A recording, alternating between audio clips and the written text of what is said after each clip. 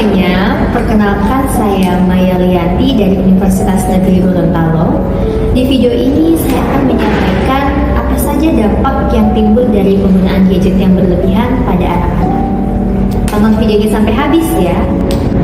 Saat ini, anak-anak tumbuh di tengah gelombang informasi yang tak terbatas. Sebagai orang tua dan tenaga pendidik, memiliki tanggung jawab besar untuk memastikan bahwa mereka tidak hanya menjadi pengguna teknologi, tetapi juga menjadi pengguna yang bijak.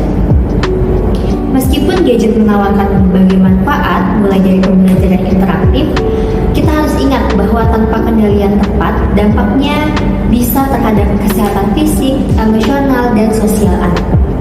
Menurut hasil penelitian saya di SDN 5 Kabila, yang dengan jumlah sampel 100 siswa, saya menemukan bahwa 58% siswa memiliki gadget sendiri dan 48% lainnya menggunakan gadget dari orang tua.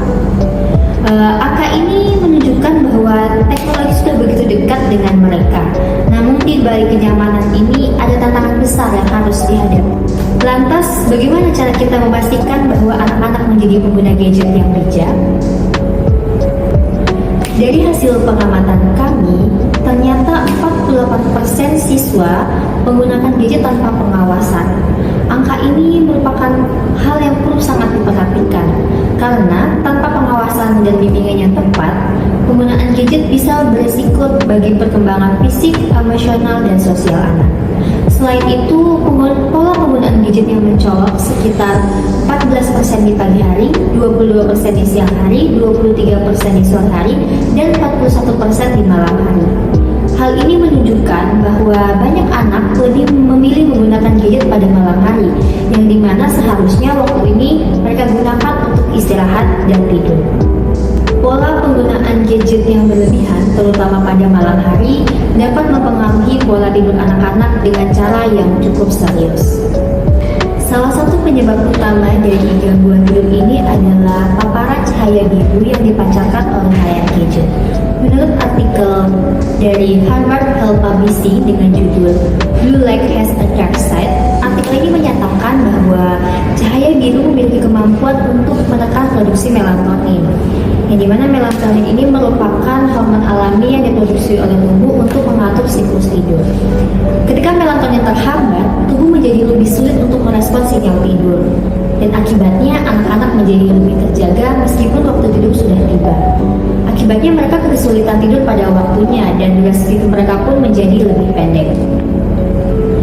Gangguan tidur ini membawa dampak yang cukup negatif bagi anak-anak, yang dimana anak yang cenderung kurang tidur merasa lelah dan mengantuk di sekolah, yang tentunya akan mengganggu konsentrasi mereka di sekolah.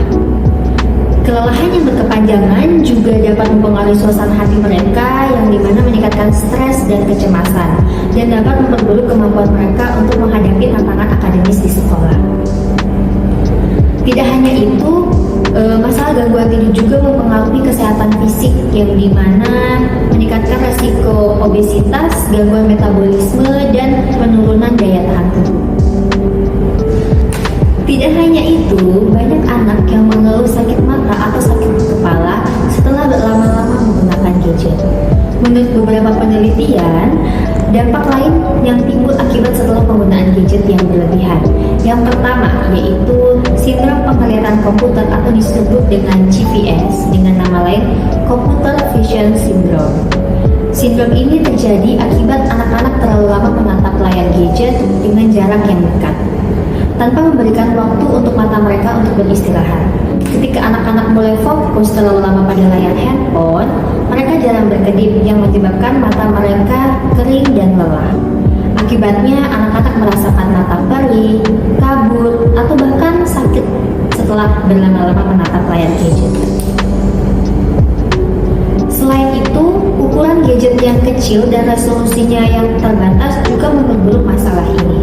Cara yang paling sederhana untuk mencegah CVS adalah dengan menggunakan prinsip 20-20-20. Jadi, setiap 20 menit penggunaan gadget, anak-anak harus melihat objek sepanjang 20 kaki atau sekitar 6 meter dengan waktu selama 20 detik. Hal ini ini dapat memberikan kesempatan pada otot mata untuk lebih rileks, mengurangi ketegangan, dan mencegah kekeringan pada mata. Selain itu, pastikan anak-anak menggunakan perangkat dalam pencahayaan yang cukup dan menyarankan mereka untuk duduk tegak dalam posisi nyaman dengan penggunaan layar gadget yang sejajar dengan mereka. Yang kedua, penyebab utama dari sakit kepala. Beberapa faktor yang mempengaruhi, yaitu yang pertama, ketegangan pada otot mata, postur tubuh yang buruk, dan paparan cahaya biru. Ketika anak-anak terlalu lama menatap layar gadget, otot-otot mata mereka bekerja lebih keras untuk memfokuskan pandangan yang dapat menyebabkan ketegangan, dan hal ini memicu sakit kepala. Terlebih lagi, banyak anak-anak yang menggunakan gadget dengan posisi membungkuk atau merunduk yang tidak hanya menyebabkan ketegangan pada mata, tetapi menyebabkan ketegangan pada leher dan punggung mereka. Selain itu, penggunaan gadget yang tidak terkontrol tidak hanya memberikan dampak pada kesehatan fisik, tetapi memberikan dampak besar lainnya pada kesehatan emosional dan hubungan sosial mereka. Yang selanjutnya, kesehatan emosional. Banyak dari anak-anak merasa stres, cemas, bahkan marah ketika mereka tidak diperbolehkan menggunakan gadget atau waktu penggunaan mereka dibatasi. Hal ini menunjukkan bahwa mereka semakin ketergantungan dengan digital sehingga mereka sulit untuk mengontrol emosi mereka. Ketika waktu bermain mereka dibatasi atau mereka disuruh beralih ke aktivitas lain, mereka cenderung frustasi dan tidak puas, sehingga hal-hal ini dapat mempengaruhi suasana hati dan perilaku mereka.